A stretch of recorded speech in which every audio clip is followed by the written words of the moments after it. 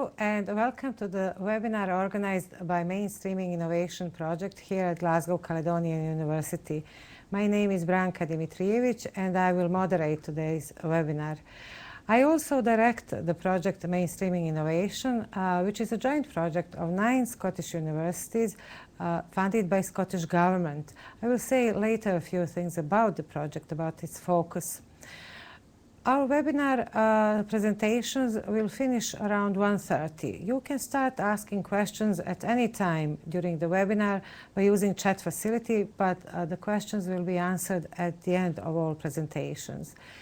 We plan to close around 2 o'clock, but if all questions were not answered by that time, we will forward your questions to the speakers and you will receive answers by email. This is a live event, so in case of fire or any online interruption, we will have to stop.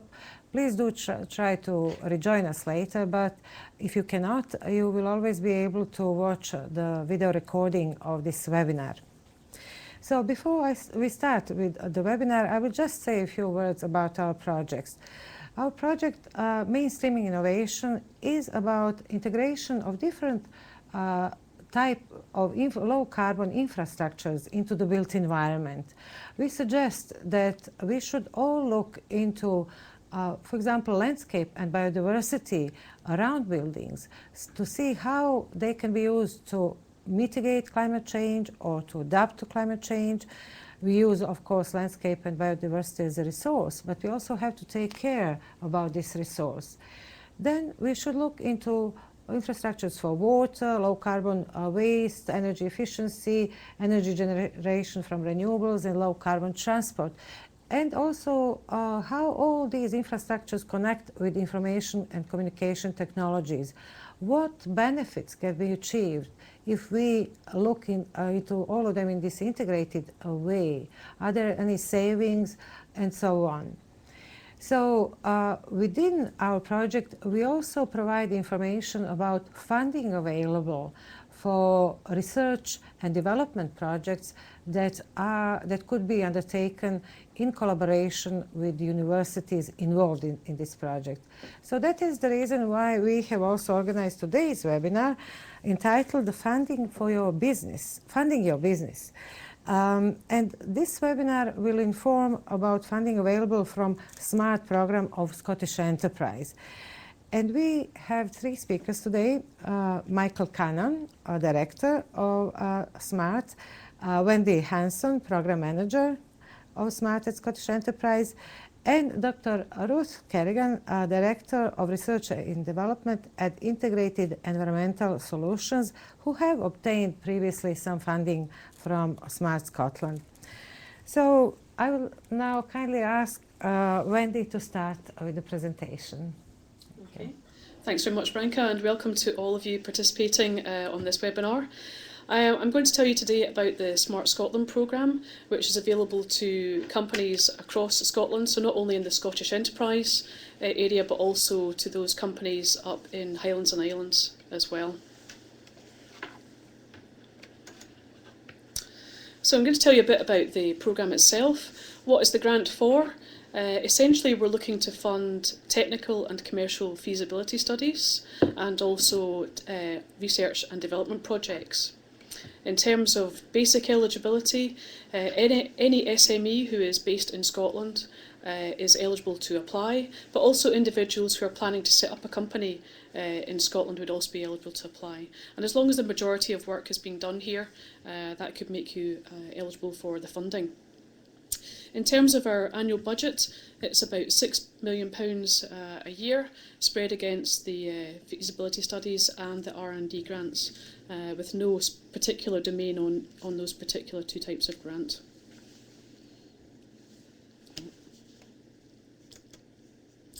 So what are the essential criteria for a Smart Scotland grant? What we're looking for are project ideas that show a high degree of technological advance. So we're looking for something that's brand new to the industry or sector that you're working in. We're also looking unusually for a very high level of technical risk. So whereas usual level of support would be for banks and other investors. They don't like a lot of technical risk. Technical risk is actually very attractive to the Smart Scotland scheme because we like to fund the projects that frankly are not fundable by any other resources. So we're very much seen as the funder of last resort. So the higher the risk on the project, the more likely you are to achieve funding through this scheme. Intellectual property is another important facet of the programme. You could be creating new IP or know-how or other intellectual capital, or it could be taking your idea of a patent forward and towards the commercial market. And we're here to support you throughout that intellectual property process. What we want your project to do is show us a clear exploitation route and that there's a commercial need for the product or process or technology that you're looking at through the scheme. So it's not really for blue sky ideas, it's got to be a wee bit better or a wee bit further along the commercialisation track than that, but it could be at any other point beyond that. And we're also looking at additionality and viability. So basically, what is it about your project that requires Scottish Enterprise to provide some funding? You know, why will the project not happen without that particular avenue of support? So that's the key criteria. And then to give you a bit of detail about the two different levels of grant, we have the first scheme, which is the feasibility study. These generally last 6 to 18 months. And we can fund up to 75% of the eligible costs of the programme. The maximum award for this is £100,000. Now, it's fair to say that the 75% funding rate is there because we view these as very high level risk projects with a high degree of technical innovation. So that's why it's such a large intervention rate. And to recognise that many of these projects will be run by companies who have maybe a not so easy cash flow situation, we will pay 1/3 of the grant up front, and then the rest of the grant will be paid to you quarterly in arrears, dependent on progress of the project. And as I said, these are really geared at the most highly innovative and technically challenging projects. The R&D project is something that's maybe a bit closer to market. Generally, the projects last between 6 and 36 months. Because we expect some of the risk and some of the challenge to be maybe being taken out perhaps by a prior feasibility study, but you don't have to come in via that route, we fund up to 35% of the eligible costs. And ideally at the end of that project we're looking for the production of a pre-production prototype or a new process to be pretty much at the point of commercialisation. The scheme does have a maximum award level of £600,000, and it was paid quarterly in arrears, again dependent on achievement of technical milestones. And again, it has to be a degree of innovation and also technically challenging, so it can't be risk-free, otherwise that's not for us, I'm afraid. So a question we're quite often asked is, well, how do I judge the level of innovation in my project? That's such a key criteria for our scheme. What exactly is innovative? And we think there are kind of 5 main levels of innovation. The first one is what you call a routine design, where you'd use relatively well-known methods in the industry, and it's not really any new invention there. So, for example, back in the day, the use of charcoal for writing would be a level 1 innovation in terms of moving things forward. Level 2 is like minor incremental improvements, again using well-known technologies established within the industry. So that would be wrapping a piece of wood around your piece. Level 3 is where it starts to enter the Smart Scotland territory, where you're looking for really a fundamental improvement using methods that are not in the industry, so you really are developing something that's brand new. So that's moving away from charcoal and pencils totally, looking at the ink pen, for example. And level 4 is another area, again, suitable for Smart Scotland support, where it's a brand new system that's being produced, a new principles developed, and you're developing completely new core primary functions to the device or solution. So that, for example, could be like moving away from handwriting devices to printers, for example. And then level 5, if you have something, it's a rare scientific discovery or pioneering invention, again, that would be suitable support. That's probably nearer the blue sky side because it probably needs quite a lot of developmental work before it's actually going to market. But that's not to say it would be excluded from the programme, it's just probably a wee bit too bit too far out there for Smart Scotland.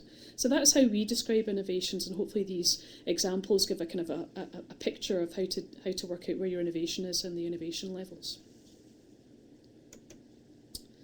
What about applying to the Smart Scotland programme? So we have a specific application process, and it has a certain amount of materials that you'll have to submit in order for us to understand what your project is and if it's suitable for support. There's a very straightforward application form which gives some top-level information about what your project is about and the difference that Scottish Enterprise funding will make and how much money you're looking for as well. And then we ask you for a somewhat detailed project proposal. I say somewhat detailed, it could be 12 to 20 pages in length. And what we're looking for are the objectives of your project, the technical challenges that you're going to overcome, how you're going to take it to the market, how you're going to protect your intellectual property and intellectual assets, and how much it's going to cost, and who are the project team that are going to take this forward. We don't expect you to have your full team in place at the point of applying, but it's good to kind of give us an idea of who the personnel and what their skill sets are and what they're bringing to the project. We also ask for a copy of your most recent business plan, not one related specific to SMART, but something that shows where the Smart Scotland project fits into how your business are planning on commercialising this and other pieces of work that they might be doing. And then clearly we need to see some cost estimates for the project. So where are you going to spend the money on what particular costs?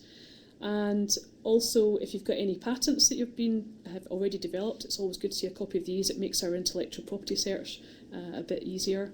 If you can supply any supporting market interest, so you've got a customer who's maybe sent in an email or a letter saying, well, if you had this technology, then it's something we'd be very interested in kind of maybe purchasing later on. We're not looking for purchase orders, but something that just shows that there is market pull for this particular piece of technology. And at some point we'll need to see evidence of your matched funding. Both the schemes, the feasibility and the R&D, obviously attract 35 to 75% of support from Scottish Enterprise, but what you'll also have to demonstrate is where the matched funding that's coming to take these up to the full amount of project value that you're looking for. And to have a look at the company kind of trading history, if it's an existing company, we'll ask for historical accounts or management accounts, but that doesn't exclude you from applying if you're a brand new company. We can go just on the kind of like the assets of the team and what you're planning to do, so don't let that throw you off or put you off from applying. In terms of match funding, this is quite a common question. What's the suitable sources for match funding onto Scottish Enterprise money? If the company has any profits they can align to the project, or other own resources, a director's loan is a suitable source, or bank loans and overdrafts. You may have achieved equity investment already into your company, and that can be used matching. And also Scottish Investment Bank, which although is a Scottish Enterprise based product, it's eligible and doesn't count as double public sector support. The non-eligible courses then take me into things like don't bring us more public sector funding because we can't have too lots of public sector funding onto the project. Contributions must be proper cash, so no contributions in kind. We can't allow soft loans, and also you cannot use de minimis state aid funding against your project, because again that would kind of come back to the double public sector support. What do we look for in an application? Clearly, if I haven't mentioned it once, I've mentioned it 3 times. Innovation is absolutely key to the Smart Scotland programme. Also additionality. So for us, it's about why the project wouldn't happen without SE support. Levelling 2 is the amount of technical challenge and the risks involved, and I can't emphasise enough just how important it is to present us with technically challenging projects, not commercial challenge, but technically challenging projects that do have high risk. We want you to bring forward a very clearly articulated project plan so that we can see what's the major milestones of the project and also what are the go, no-go points. But understanding that it's an R&D project and therefore projects do veer off plan quite often during their progress. But by having a plan in place, at least we know where we're thinking we're going from start to finish. But the beauty of the project plan, if we see it up front, is that if you do want to change your objectives halfway through a project, it's much easier to explain to us the benefits of doing that as part of the project. ownership of IP, if you already have any intellectual assets aligned to the company or this particular project, it's very good to demonstrate that to us up front, and it helps with our IP search that we do. Kind of telling us what your exploitation route is and what the route to market, if you've got some first customers lined up, or just any expressions of interest at all in your technology. We're also looking at the wider impacts. Obviously, the green agenda is very strong for Scotland at the moment, and particularly for renewables, and looking at that environment as well. So projects which address the wider issues of social and environmental impact obviously win extra points on that side. And even if you're a brand new startup, the business background and track record of the individuals who are going into the company is a key aspect for this, because if you haven't got the right team, no matter how good your technology is, it's going to be really difficult to take it to market. We'll look at the project costs, just to make sure you haven't asked us for anything that we're not able to support, and we'll have a look at the company finances as well. So how do we do our assessment of your application? Every project will be assigned a lead case officer, and that's the person you'll deal with on a day-to-day basis right through the application process. So unlike other schemes, it's quite iterative. So you'll submit an application, but if there's something that's amiss or information that's not there, the case officer will come back to you and ask you to fill in the gaps. So it's not like it goes into a black hole and you never hear from us again until a result comes out. And initially, two people from my team will look at your application and assess it's got the right materials present and that they think you're eligible for funding. Once you progress to the next stage, your application goes out for external due diligence. We've got a cohort of suppliers who are signed up to Scottish Enterprise, so all the confidentiality is covered and there's no issues of any intellectual assets disclosure. We will look at a technical and market assessment. We'll look at your intellectual property and the provisions of whether you'll be free to exploit the technology at the end. We'll do a financial appraisal of the project and the company, and we'll assess the marketing and commercialisation of the technology at the end. The good thing about the diligence is that you'll get a report feeding back to you on areas that we think perhaps need further clarification, which can be very useful in terms of kind of addressing maybe gaps in your business plan, or the diligence people might come with suggestions of other customers or companies you might want to take this technology to. So it's very much a two-way process. And with regards to intellectual property, anything that's discovered or uncovered during that process, we will share with you as well to make sure that you know you've got confidence with freedom to commercialise at the end of the project. In terms of the decision to award stage, that's obviously a key point for this. If your application comes in and everything's in there, we'd expect to turn that around in about 12 weeks. Very good applications that have everything present and sail through diligence can go through as quickly as 6 weeks. But you can imagine if it's an iterative process, if we do have to come back for further information, depending on the availability of staff within your company, that 12 weeks sometimes does stretch out, but we do try and keep within that window for you so you're getting a quick decision on your suitability for funding. What I've got now are a few case studies of companies that have recently been through the Smart Scotland programme, just to give you an idea or sense of the types of people that apply to us, and they come from a diverse range of industry sectors. I'll get onto the kind of the building environmental ones just towards the end. So Pufferfish, for example, an Edinburgh SME based in digital spherical display systems. They wanted to develop the world's first mobile spherical projection system, and to do this they got a small smart feasibility grant funding. I think it was under £100,000, and basically what they wanted to do was take their idea, which is the concept of the puffer sphere, and make it into something that they could actually use and exploit as a commercial product. The solution that resulted, which was the development of the puffer sphere, has been used in numerous events and stage sets, including Coldplay's 2009 tour. And what that net result of the project was, though, not only did Pufferfish get their name out there, but it's increased turnover and allowed them to get access to very high-profile events. So, although albeit a small amount of cash, actually developed a whole new market sector for Pufferfish displays. So that was a good success story.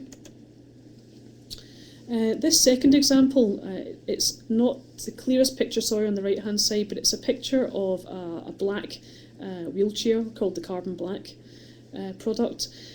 I Imagine is a single product company based up in Nairn in the Highlands and Islands, and what they wanted was a carbon fibre wheelchair which would give the user increased accessibility and also have a very innovative design. They could develop the technology as himself, a wheelchair user, and he could see lots of flaws with current wheelchair technology that even sports wheelchairs don't get round. And one of the biggest ones, or constraints, for wheelchair users is just the sheer weight of the system. So he decided to develop the world's first all-carbon fibre wheelchair, which he's now done. He's also tested it to make sure it would withstand the extremes of environment. So he lives up in Nairn, which is near the beach, so he wants to be able to go out on sand and not get everything clogged up, water. It's also important to be able to access all areas of the house, so soap is actually more of a acidic substance than you'd realise, so would it withstand those sorts of conditions as well? And particular for him was being able to get in and out of cars. And having seen video of this now, it's a real winner for that particular use. Again, it was a smart feasibility, small-scale project to which he built the world's first all-carbon fibre composite wheelchair with lubricant-free bearings, hence it could do the different conditions like sand, water, and deal with soap. It's robust, but also readily dismantled as well, which makes it very easy to take around. And he was nominated for a Design of the Year award. So that's a product that, again, is hitting the market and going places. In the life science sector, there's quite a lot of technology around diabetes and new sensors for that market. And particularly for people to be able to diagnose conditions at home. And so this was a company that was developing the world's first home glucose testing sensor. So it helps diabetes patients manage their diseases, and with smart feasibility funding, they were miniaturising their device and making it something that genuinely was portable and gave an instantaneous result. And they were also developing strip sensor systems. So they not only developed the device and were able to sell that product, but they also developed the strips, which were also the kind of like consumable of the product. So they were making after sales on selling the strips as well. And they've also developed a patent, a brand new patent out of that particular project as well. Pixic is an interesting one, which is a software meets life sciences technology, and the company saw a niche in the market for a fall detection system for the elderly that didn't just say kind of like there's been a noise in the house, you should send somebody out to the house to see if the person's okay. It could interpret the level of noise and the type of noise to decide whether it was a fall or just something being dropped or like a basket of laundry or something. This was the quickest, in its day, the quickest application ever to come through the Smart Scotland system. The application arrived in what we call exemplary condition, and we've got some examples, including this example, on our website if you to have a look at. The paperwork was in pretty much perfect order. The innovation and the technical challenge were very clearly described to us. They already had the match funding in place, which doesn't always happen, but it's great if you do have it. And they made a really strong case for additionality. So for us, it went through the diligence system and we managed to get funding to the company within 6 weeks, which clearly if you're a small company, you want to be very agile. A turnaround time of that proportion is really, really welcome in their respect. And now to a couple that are more relative to kind of the industry sectors going in the scheme that Branka's been talking about. Craft Architecture were funded by us about 12-15 months ago, and again small-scale project, a feasibility, which was looking primarily at the condensation, which causes damage to uninsulated homes through damp. What the guy had discovered was there was an affordable natural fibre that could be used on the insulation market that wasn't being used at that time. So not only would we get the benefit of using a natural fibre, but it was also tackling other environmental concerns at the same time. He also, in one small project, not only did he develop the insulation material, but he also came up with an off-site closed panel timber, which meant you could build the panels off-site and then bring the whole kind of panel section to the development product itself, so rather than trying to build on-site, which could be very, very tricky.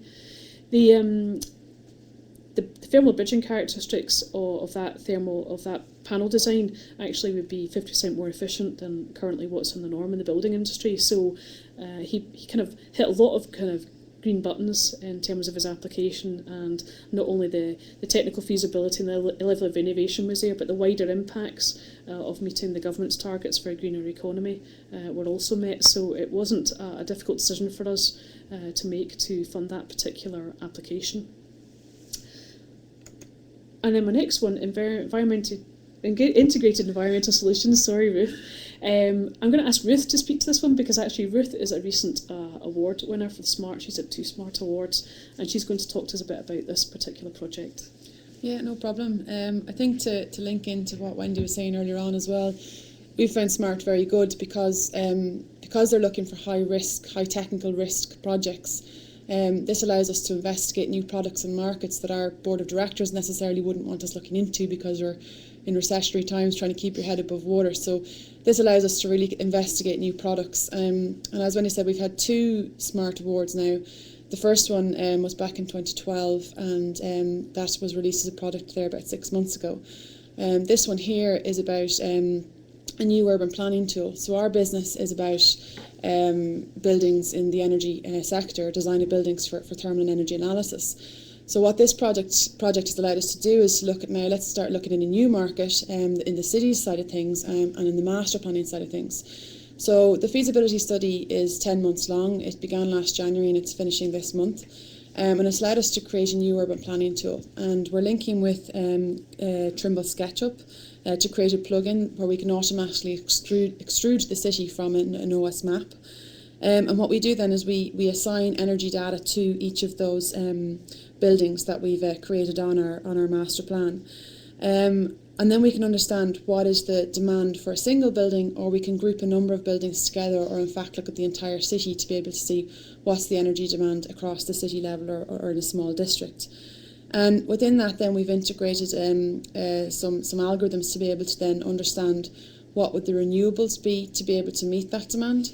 So various types of renewables to understand which renewables would be appropriate, and also how much of that renewable would you require to meet either all of the demand or part of the demand. And lastly then the project will have sums, so they're sustainable urban metrics. And what these are used is to be able to allow us to assess the performance of a district or an area in the city, to be able to understand how it's improving over time, or to be able to understand how one district is performing against another, or in fact one city isn't performing against another. And within that we're looking at how that can be transferable across the EU. So how can you look at, you compare apples against apples, how can you look at one city against another when the climates are quite different. So this is a brand new market to us, and we have a product now. The prototype is almost finished. We have a little bit more work to do to bring it to commercialisation, which we'll spend in the next couple of months, and then early in 2014 we'll be able to bring this out as a product. So it's allowing us to really enter into a new market that we wouldn't necessarily have been able to do. Thank you very much, Ruth. And I think that's a good thing to draw out, is obviously that's Integrated Environmental Solutions' second SMART Award. So it's not like if you apply once you can never apply again. Companies can come back, and frequently do come back for other funding when they come with the next really exciting project. So it's great to see that for one, IES have got a commercial outcome of the first project, and that helps in terms of their company development, but also it gives us great confidence if IES come back and ask us for a second award, a second project rather, that they're the sort of company that are clearly following through and are likely to be successful. So it's the sort of company we definitely want to back. I'm kind of drawing to the close of my presentation, and what I want to do is tell you a bit about the SMART team, and really just to emphasise that we have coverage throughout all of Scotland. I saw from Branca's delegate list that there's quite a widespread coverage everywhere from Kirkwall down to Dumfries. So the Smart Scotland scheme, although it's operated kind of out of head office in Glasgow, it operates all over Scotland, and we're keen to get applications from all districts and areas. There's no segmentation of grant depending on your geographical area.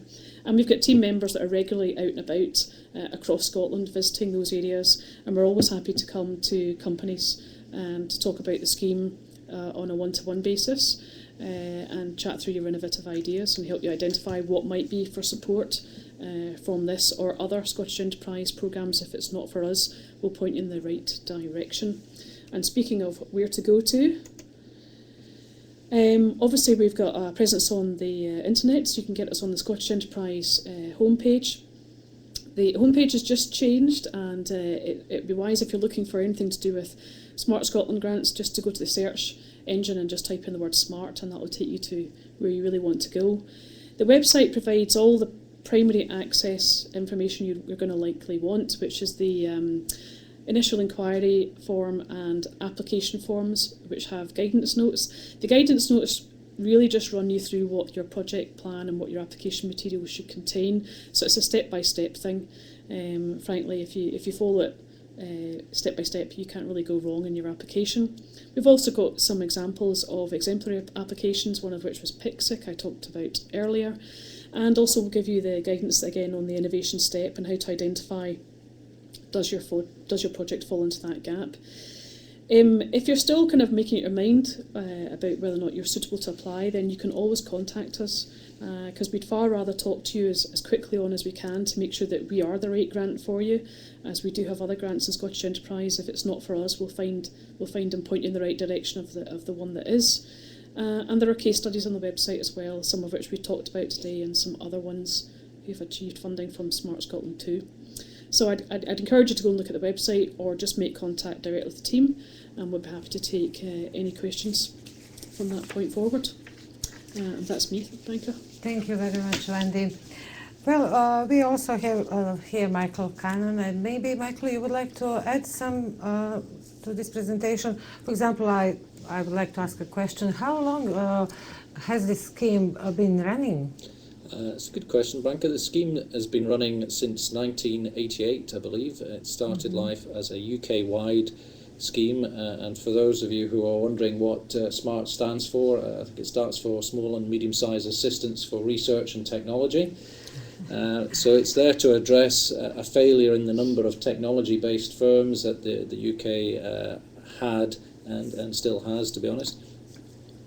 And in Scotland, it's on a more up-to-date basis, it's helping us address the shortfall in business expenditure on R&D that we have in Scotland. But precisely because it has been around for a very long time, I feel we've ironed out many of the wrinkles, although I know Ruth's got something to say about that, perhaps, but nonetheless, we feel it's a very successful programme and been around a long time and had many of the, as I say, wrinkles ironed out of it. So annually, how much has been invested? We have a budget of around about £6 million. And what was the return on the investment? The return was recently evaluated in 2009, going back the previous 10 years, and the evaluation found that for every pound we invested in the programme, Scotland got a return of about £11. So that was through the company sales and profits. And what sector has been most active? We saw a few examples, but could you expand a bit more about? Yeah, perhaps unsurprisingly, that fits Scotland's kind of the bigger sectors in Scotland. So ICT, energy sector clearly, and life sciences. We would like to see more applications from low carbon companies and those involved in construction. Construction is very valuable to the Scottish economy, and so we would welcome applications. I appreciate it's perhaps not thought of by those outside of construction as a natural home for innovation, but from the applications that we've seen, I think that was perhaps a bit of a misperception. So we encourage those of you who are in the construction and low carbon sectors to please do bring us applications in those areas. Anything else that you would like to add to the presentation? Yes, I think the increasingly, not simply because of the restriction in public sector budgets that we have, but also because we do need to emphasise that for us, innovation is about the exploitation of a new idea. So the emphasis is on the exploitation, and so. SMART, when it was in the government, perhaps more of the emphasis was on the research and technology, but certainly for Scottish Enterprise we place a much more emphasis on the company's exploitation plans.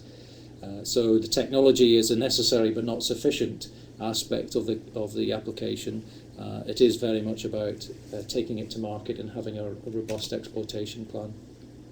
Thank you. I would like to encourage our online viewers also to ask questions, but while we are waiting for their questions, now I would like to ask a few questions about your engagement, Ruth, with SMART. So we heard that you already had 2 projects with SMART. How much time did you spend in preparing first application and then second one? Did you see, was it easier second time? It was definitely easier second time. I think the first time around I wasn't expecting it to be as laborious as it was. I didn't leave myself enough time at all, and it probably took about 3 months. Now bear in mind I'm doing other things around that. So if you're somebody that can dedicate time to do it, then it would probably, I would say, probably leave between 4 and 6 weeks. But otherwise, you need to give yourself enough time to do it. The proposal itself isn't too bad, the proposal form, because there's no template. So it's not like some other R&D applications where you're trying to fill information into a box and answer specific questions. There's a little bit more free rein where you can actually present your idea and images and all the rest, which is quite nice. But there's a lot of other information that goes with that, as Wendy highlighted, for example, your business plan and your commercialisation plan. So one bit of advice the first time around, I had everything ready and then realised I need a business plan and went to my colleagues and they're like, oh, it's 2 years old. So I had to then wait for them to update that to put it all together. So ask for these things at the beginning while you're writing your proposal form. And then also the CVs, like it's, I think, as Wendy said, like they want to get an idea of who's going to be working on the projects, and it can be quite difficult to specify in advance who's going to be working on them, but then that's also a good thing because it allows you to actually put in place a proper plan and then identify in-house who's going to be working on the project. So kind of keep that in mind as well when you're writing your proposal as to who's going to be working on this, and now can I add my CVs to that. Yes. So have you been in contact with SMART team while you were preparing? Is it good to contact them in advance, and how often, and what would be your suggestions there? Again, there was one application that I put in the first time and it didn't get funded, and I hadn't contacted Smart Scotland, and the first thing they came back to me was that you should have contacted us and we could have talked to you about this and you could have addressed certain areas. So we did that the second time round and we had a talk with them, and they identified what we needed to do. Like one of the biggest things there was we had to identify technical risk. So that was something that then we realised, right, if you actually contact Smart Scotland first and you can actually talk to them, they'll tell you exactly what they're looking for in the application. Therefore, you can write your application around that, and you won't have as many pitfalls and problems, and you're more likely to succeed as well. Do you also prepare a risk mitigation plan? And Yeah, we had to have a risk table and a risk register. Yeah, and again that was in the first application, which we had to completely rechange the idea because it was quite low risk, whereas the second application was right. Okay, we need to actually be a little bit more innovative here and have higher risk and have that in our risk table. So are there submission deadlines for SMART applications, or is it open all year round? It's open all year round, so you don't have to kind of submit for a particular date. There's kind of pros and cons to that. Clearly, if you've got a date to aim for, it does make people kind of focus and get things submitted. But then you end up with like a huge tumult of information at once. But we like to think we're very flexible by having it open all year, so that you don't have to wait to have your good idea 3 months before the deadline. You can submit at any point. And the application numbers are pretty constant throughout the year. There's not really a rush at any particular point. So yeah. How many applications do you have annually, for example? Currently we're running with about 110 applications per year. I'd say that's pretty consistent the last 3 or 4 years. Not everything gets funded, I should say.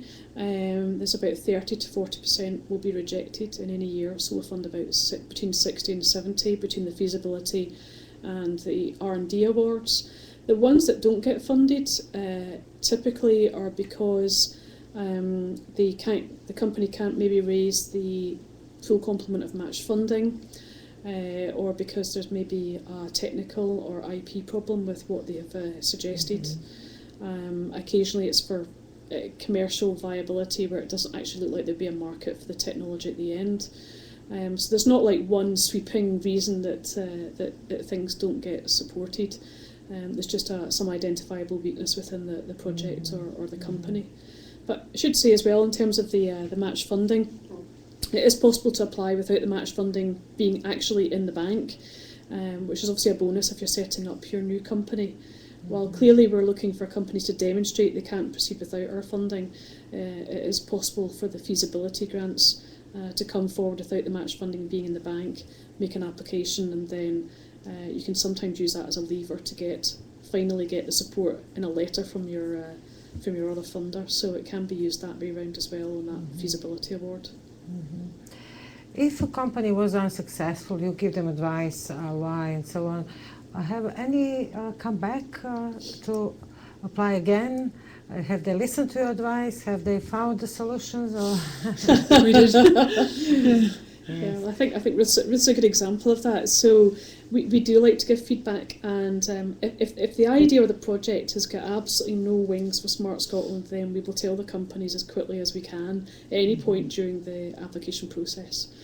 But if we think there's something genuinely there that is supportable, and there's just a particular weakness of the application at that particular point, then we'll point that out to the applicant and encourage them to come back. Because if it's good technology and it's got a good market, we want to be able to fund as many projects as we can. So we will give as much useful feedback as we can. But also, if it's not going to go anywhere, then we don't encourage people to reapply if it's going to be a waste of their time and our time. yes. We still do not have any questions from our online viewers, so you're very welcome to expand on maybe some other points that you find important and would like to draw attention, or maybe advise about how you go about directing companies to other sources of funding in Scottish enterprise, or how you collaborate with your colleagues in other funding programs. Anything else that will perhaps support or explain the whole funding picture. Do you think that, for example, there will be the same or more funding available to support innovations, let's say, in next year? Are there any plans? Yeah. How do you build your justification for funding? Sure. Well, innovation as a theme is one of 5 key themes in Scottish enterprise, and that's not going to diminish certainly over the next few years. It's a central plank of the productivity of the Scottish economy. So grant schemes are one way that we fund innovation. There are other parts of the innovation system that colleagues in the sector teams work with sectors as well. So it's not all at the company level, it's also at a sectoral level through innovation centres, etc. So and infrastructure, be it for the renewable energy infrastructure. Key elements of that would be ports and roads and test facilities, these kind of things. So innovation in its widest sense continues to be a major theme and of significant importance for Scottish enterprise. Mm-hmm. It's probably worth talking a bit about the non-financial support you can have from Scottish enterprise as well. So clearly the Smart Scotland is a grant, so its primary function is to fund your project and see it through to exploitation. But although we don't interfere with your project, we're here to kind of help. We will also try and give you some sort of entries into Scottish enterprise to other funding and grants that might be suitable, but also other like innovation specialists and organisational development, intellectual property experts as well. They don't necessarily bring any money to your company, but they bring valuable advice and experience. And we try and have as many of our grants what we call account managed as possible. So account management gets you much deeper in terms of engagement with Scottish enterprise and all the different aspects of support you can gain through that. The beauty of that is that we're here to kind of help with your project to make sure you get to a commercial end, and that could involve internationalisation at the end. So we could maybe link you up with colleagues in our Scottish Development International arm as well to help you take this product abroad if you've never had any overseas sales before. And on the terms of actually managing the grant, we've got a whole grant management team who look after the project with us. So they're the ones that are responsible for kind of looking after your project in terms of the finances and the claims that come in. But they work right beside us, and I think, as I said right at the beginning of my talk, if these are R&D projects, we do expect them to go off kilter, and therefore we're able to flex with you in terms of if you want to change the objectives of your project, or this is a necessary change in the objectives of your project, we can try and move with you to make sure that you're still going in the right direction, not forcing you to do something that's frankly going to be absolutely worthless. So it's about the whole kind of like system around Scottish Enterprise is there to support you and the business going forward. And it could be that your first foot in the door is through the Smart Scotland grant, but after that, who knows what the kind of interaction might be. Okay, we have some questions coming now. First from Jerry Kelly of Ecotech Building Management. It seems difficult to include public sector within proposal. Why is this? I suppose that here Jerry is thinking of how the products or services that he would like to develop as innovations need a market which is within the public sector. So he needs, obviously, that's what my understanding of this question would be, how public sector could be involved in indicating potential market for different innovations. Do you have any examples where maybe market potential was identified in public sector and how it was done? Not off the top of my head. However, to us, we're agnostic as to where the customer is coming from. It's about the size of the customer base and the potential market. So if local authorities were going to be a customer, it doesn't matter to us that they are a customer, public or private. It's the degree, the size and the potential order book, as it were, and therefore the size of the order book impacting on the relative profitability of the company. Thank you. Second question is from Ian Strahan, or Active for All.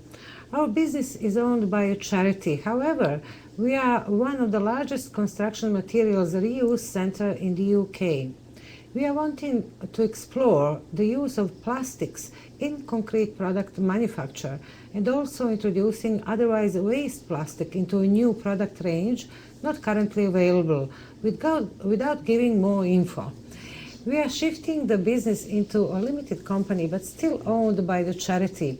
I know SE don't really support charities, but we are looking for the support for the reuse business. Any opinion? Match funding is available from our profits. The charity makes almost all its income from the business. And he continues, we also intend to install a rainwater capture system using equipment from Germany and show how it can be used very cost effectively by companies with large warehouse roof areas who either use water or might want to sell the water. The cost of developing the system installation for warehouse, would that be considered? So there are several questions here. Whether Scottish Enterprise funds charities at all? Okay, the Smart Scotland grant, as I think Ian has pointed out, we don't really support charities because we're looking for profits to be generated by the business that inform some sort of commercial return for Scotland. But nonetheless, if you do set up a standalone business that still qualifies as an SME, then certainly that project could be supportable. Always very hard to say with just sketchy information, but that's certainly something that could be considered. And the idea of using plastic and concrete, that's certainly novel to me. And I've got an engineering background, but I'm sure Ruth will tell me if she's heard of it before. But no, she's not giving any game away on that one. So that's a possibility. Your second point, Ian, about the rainwater capture system. Using equipment from Germany, I'm struggling to see, for one, any innovation in that, or like really high level of innovation that would be smart. And if it's just developing a known system, and for installation costs, there's not so much R&D that I can spot in that. Certainly not for the SMART scheme to consider. There is another grant which looks at a slightly lower level of innovation, but I'm still not sure because it's not going to cover any installation costs, so I'm not sure it'd be the most appropriate mechanism. But that's off the top of my hat with just the kind of basic information. So I'd be willing to talk to you on a kind of like a one-to-one basis about these ideas, if that would help, offline, clearly. Yeah, just on that, for the second point with the installation system that you want to bring in, there's other funding streams through the EU which would be more focused on less innovative projects, so they'd be demonstration projects, which would be looking at demonstrating new technologies, and that would probably be where that would be more appropriate to look for funding. Thank you. A question from Robert Mooney of Five Council. Can the match funding component take the form of time, salary, to allow development? Michael? No, that's as the slides I think indicated, that's in-kind support, so contributions in kind aren't eligible for consideration in projects, and that's a common feature of not just of SMART but actually most public sector grants. I have a follow-up on that one then. Okay. How do you show that the money, because obviously if you've got a project that might be £150,000 and £100,000 is from Smart Scotland and you've got 50,000 in the bank, but obviously all of that might be going into labour. So is that not the same thing as being in kind? Yeah, but you're funding the labour there. Yeah. But it depended. My interpretation of the question was it about I'm contributing my time, so I'm not the employee. I'm not taking anything from the business. I'm contributing to it, or indeed have amassed several hundred hours or 1,000 hours of time on the project. Can I have a credit for that time? But is that not the same thing if you're putting £50,000 into yourself to fund personnel to work on the project? Yeah, if the business is funding the 50,000, yes, that would be match funding. Okay. So that's what we would count as match funding, but not unfunded time, as it were. Okay. Thank you. Question from Terry O'Hara of Dynamic Insulation Solutions Limited. Can the self-employed apply for Smart Scotland grants? A self-employed person.